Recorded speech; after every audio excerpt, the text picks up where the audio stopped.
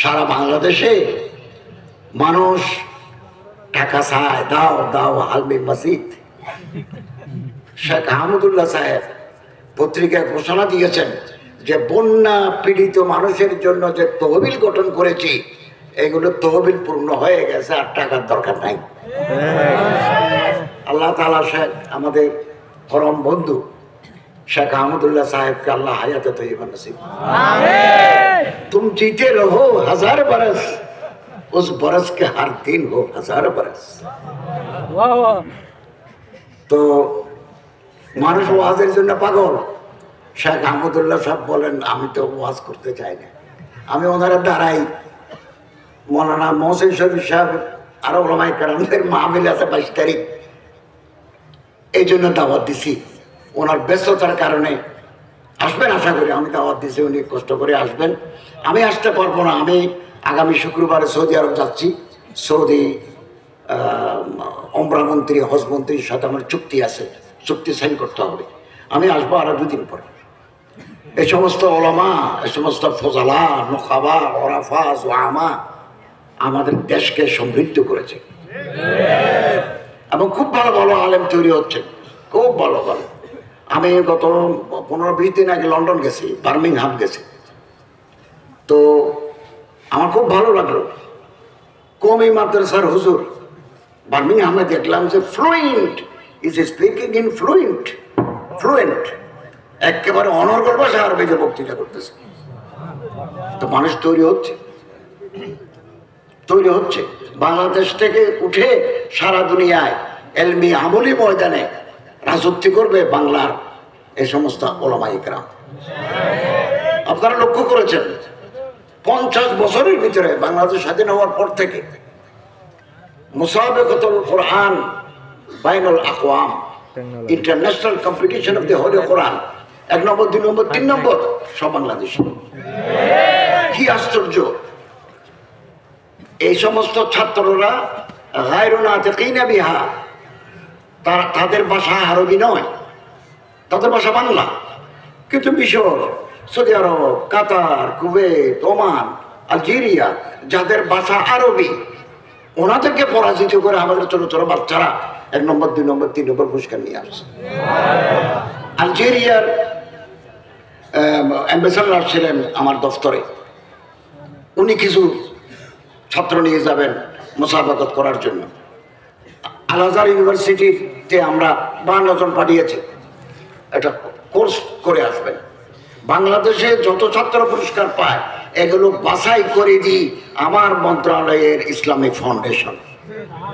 আমার মন্ত্রণালয়ের অনুমোদন ছাড়া আন্তর্জাতিক মুসাবাকাত প্রতিযোগিতায় যাওয়ার সুযোগ নাই। আমরা খুব ভালো ভালো ছাত্র বাছাই করে দিয়েছি আলহামদুলিল্লাহ। এই বাংলাদেশ কোরআনের দেশ, এই বাংলাদেশে কোরআনের ঝান্ডা উঠবেই উঠবে। এবং আমরা দায়িত্ব নিয়েছি 6 মাস, এবং এর মধ্যে আমরা যাকাত বোর্ড গঠন করেছি।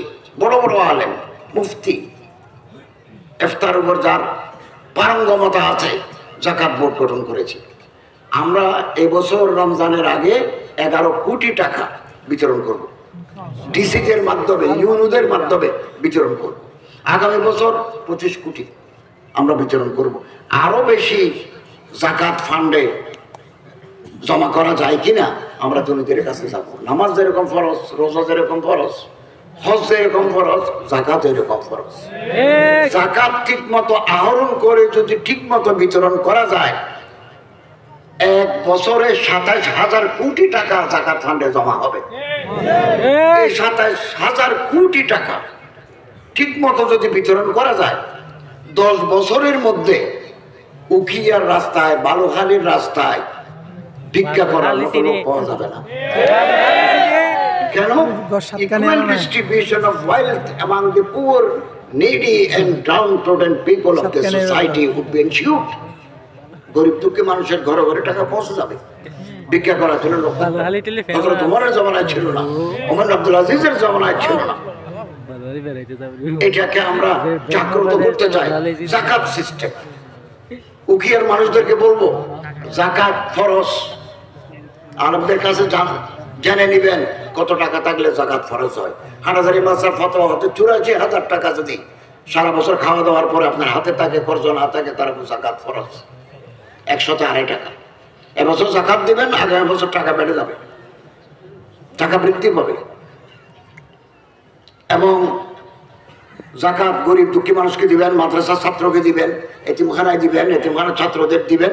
যাকাতের একটা অংশ আমাদেরকেও দিবেন, গভর্নমেন্টকে দিবেন, ইসলামিক ফাউন্ডেশনকে দিবেন।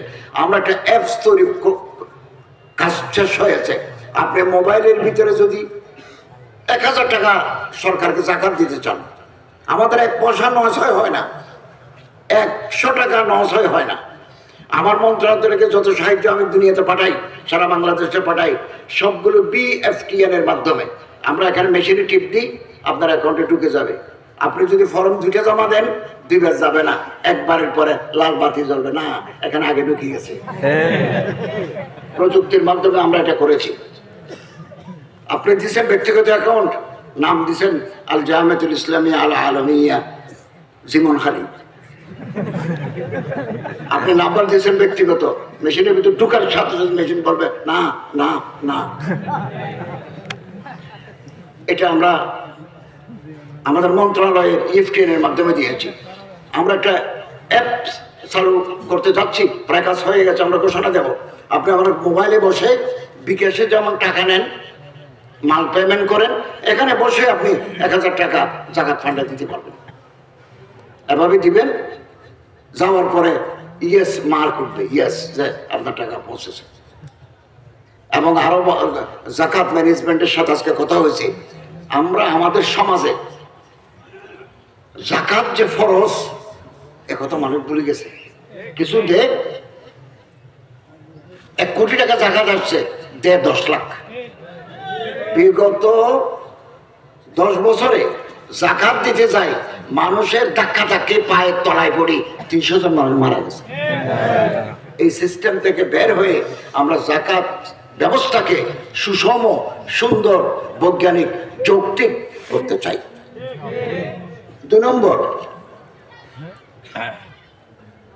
ধর্ম মন্ত্রণালয়ের অধীনে ইসলামিক ফাউন্ডেশনের আওতায় আমাদের 8টা বিভাগে ইমাম প্রশিক্ষণ কেন্দ্র আছে। ইমাম প্রশিক্ষণ, ওখানে আকায়াত, তাজভিদ, সুন্দর recitation of the holy Quran, correct pronunciation বা মখরাজ কোরআনের তেলাওয়াত আছে, আকীদা আছে, বিভিন্ন জরুরি মাসালা মাসাইল আছে। তারপরে আছে একজন ইমামের বেশি বেতন নেই, উনি যদি একটা ড্রামের ভিতরে শিং মাছের চাষ করতে চান, একটা ড্রাম কত বড়, এত বড় একটা ড্রাম, আপনি শিং মাছের আধুনিক নতুন তাইলে শিং মাছের বাচ্চা ফেললেন, তো পানির ভিতরে অক্সিজেন লাগে, ছোট একটা মেশিন আছে, এটা প্লাগের সাথে লাগা দিয়ে ফুট ফুট ফুট ফুট করে উঠবে, ভিতরে অক্সিজেন যাবে। 3 মাস পরে এই 700, 500, 600 করে আপনি মাছ বিক্রি করতে পারবেন। আর্থিক সংগতি আসবে ইমামদের। এই জন্য আমরা আমাদের প্রশিক্ষণ যারা গ্রহণ করেছে ইসলামিক ফাউন্ডেশনের, তাদেরকে আমরা কর্জে হাসানা দিই, বিনা সুদে ঋণ দিই। কোটি কোটি টাকা দিয়েছি, আরো কোটি কোটি টাকা আমাদের আছে। আলহামদুলিল্লাহ, যে সমস্ত ইমাম মুয়াজ্জিনদেরকে আমরা স্বাবলম্বী করার জন্য একটা মুরগির খামার, কিছু কিছু চাষাবাদ করার জন্য আমরা যে অল্প করে টাকা দিছি, এগুলো আমাদের ফেরত দিচ্ছে 100তে 100। ব্যাংক থেকে টাকা নিলে তো দেশ থেকে পালিয়ে যায়, আমাদের টাকা নিয়ে কোন ইমাম পালিয়ে যান নাই, কারণ ইমামের কলিজার ভিতরে আল্লাহর ডর আছে, খুশিয়াতি ইলাহি খৌফে খোদা আছে, এই কারণে করে নাই। এবং আমরা একসাথে বেশি বাড়াতে পারছি না, গভর্নমেন্টের অর্গানোগ্রাম আছে, আস্তে আস্তে বাড়াবো। আরেকটা পরিকল্পনা হাতে নিচ্ছি, আলোচনা হয়েছে, ইমাম মুয়াজ্জিন কল্যাণ ট্রাস্ট এর অধীনে আমরা এরকম একটা পানির বোতল, মিনারেল ওয়াটার করার প্রাথমিক কাজ শেষ করেছি। এবং এইরকম বোতল, এটার নাম হচ্ছে প্রাণ ওয়াটার, আমাদেরটা হবে ইমাম ওয়াটার। আমরা নারায়ণগঞ্জে ফতুল্লায় বোরিং করে দেখেছি, পানি ভালো করে উঠে নাই। কিন্তু আমরা গাজীপুরের শ্রীপুরে আবার বোরিং করেছি, খুব ভালো পানি পাওয়া গেছে। ওখানে ইসলামের ফোনের জায়গাও আছে। এবং আমি আমার সচিব আমার টিম নিয়ে আমি মেঘনার কিনারে ফ্রেশ কোম্পানির প্লান্টে যাব, তারা কিভাবে পানি মিনারেল ওয়াটার তৈরি করে। আমাদের টাকা আছে, টাকার অভাব নেই। এটা যদি করে দিয়ে যেতে পারি তাহলে ইমাম মুয়াজ্জিনের ফান্ডে ব্যবসার টাকা জমা হয়ে যাবে। এখন যদি আপনাকে 50,000 টাকা দিতে পারি, তখন 1 লক্ষ টাকা 1.5 লক্ষ টাকা দিতে পারবো। আল মুআসসাসা দিয়ানত ফাউন্ডেশন তুরস্ক, ওনাদের চিফ আমার মন্ত্রণালয়ে এসেছিলেন। উনি আমার কাছে প্রস্তাব দিয়েছেন রোহিঙ্গা ইমামদেরকে প্রশিক্ষণ দেওয়া, এবং উখিয়াতে 26টা ক্যাম্প আছে। ইউনো মহোদয়ের সাথে আমার কথা হয়েছে।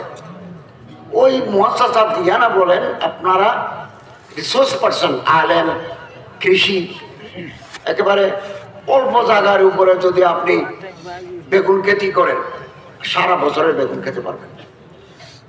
আমি আমার দোতলা বাসার উপরে, সরকারি বাসার উপরে ফুলকপি, বাঁধাকপি, মরিচ, টমেটো এগুলো লাগিয়েছি। দেখা যাচ্ছে যে প্রতি সপ্তাহে ওখান থেকে বেশ কিছু তরকারি উঠে। এটা তো টপের উপরে। আপনারা যদি ছোট জায়গায় করেন, জিনিসের দাম বেশি, খুব ভালো উৎপাদন করতে পারবেন। তো এরকম একটা প্রশিক্ষণ হবে। আমি খুব তাড়াতাড়ি ইনশাআল্লাহ দিয়ানত ফাউন্ডেশনের সাথে আলাপ করে ইউনূস সাহেবকে সংযুক্ত করে আমরা এই 26টা ক্যাম্পে যারা ইমামতি করেন তাদের কেরাত সহি করার জন্য, তাদেরকে এই ক্যাম্পে কাজের পাশাপাশি কিছু অতিরিক্ত টাকা জোগাড় করার জন্য কোয়েল পাখির বাসা, কোয়েল পাখির চাষ, এটা থাকবে এই খাঁচার ভিতরে।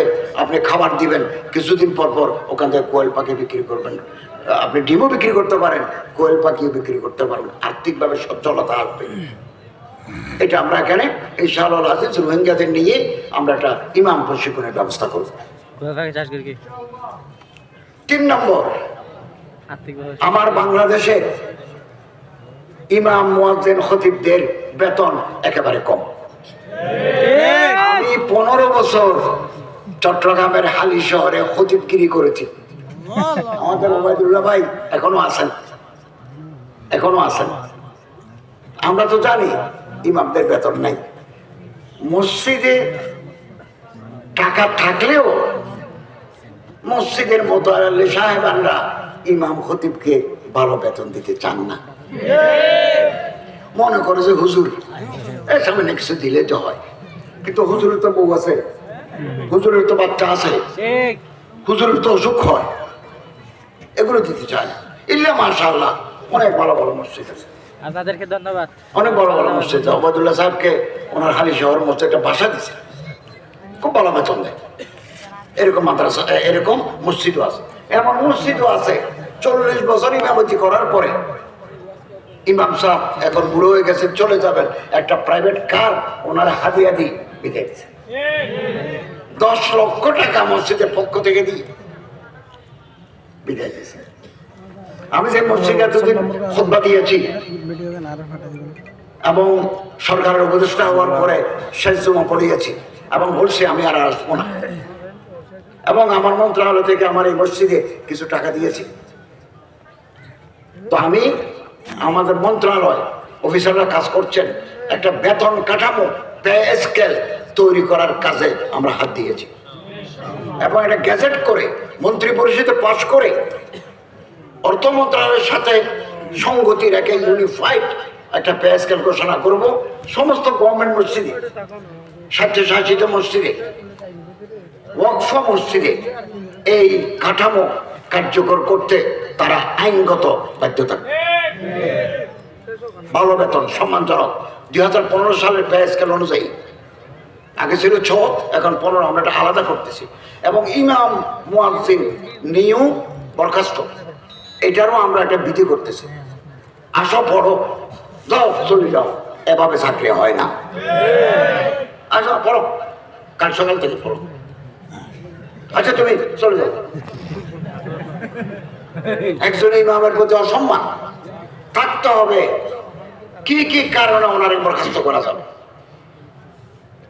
1 2 3 4 নিয়োগ প্রক্রিয়ায় ইউএনও ডিসি স্থানীয় ওলামায়ে কেরাম বসে কেরাত মাসালা মাসায়েল এগুলো দেখে ইমাম নিয়োগ হবে। বরখাস্ত করতে হলো আইনের আওতায় আনতে হবে। আমি 15 বছর ইমামতি করেছি। আমি প্রতিদিন চিন্তা করতাম আগামী জমাতে যেতে পারবো কিনা। আলহামদুলিল্লাহ 15-16 বছর করেছি। আমি আমার জীবনের একটা পর্যায়ে পড়িয়ে মাদ্রাসায় 5 বছর শিক্ষকতা করেছি, জিরি মাদ্রাসায় 4 বছর করেছি, আন্তর্জাতিক ইসলামী বিশ্ববিদ্যালয়ে 2 বছর করেছি, অমরগঞ্জে আমি কলেজে 26 বছর করেছি। এখন সব কাজ ছাড়ি দিয়ে রাষ্ট্র পরিচালনার দায়িত্ব নিয়েছি।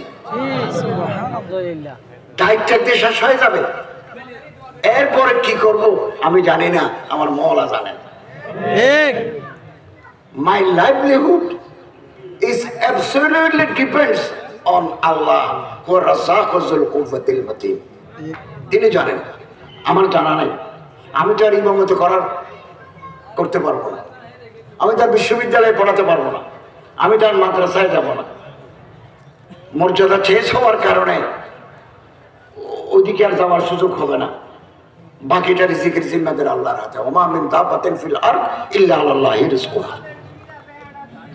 আল্লাহর উপর ভরসা। আল্লাহর অসাধারণ ক্ষমতা। ক্ষমতা মানুষের হাতে নয়, ক্ষমতা আল্লাহর হাতে। তুতিল মুলকা মান তাশা ওয়া তানজিউল মুলকা মিম্মান তাশা ওয়া তুইজ্জু মান তাশা ওয়া তুযিল্লু মান তাশা। ঘুম থেকে উঠে আমি উপদেষ্টা হিসাবে শপথ নিয়েছি। আমি আর কিচ্ছু জানি না, এটা আল্লাহর কাছে লেখা আছে। ঘুম থেকে উঠে টাকা গেছি, মানুষ বলতেছে যে আপনি উপদেষ্টা হচ্ছেন। আমি বললাম আমি তো হওয়ার কথা নয়, আরো কত দামি মানুষ, হাবিল মানুষ আছে। 8:30টায় শপথ নিয়েছি বঙ্গভবনে। 6:45 7:30 6:30 6:45 ফোন আসলো যে মহামান্য রাষ্ট্রপতি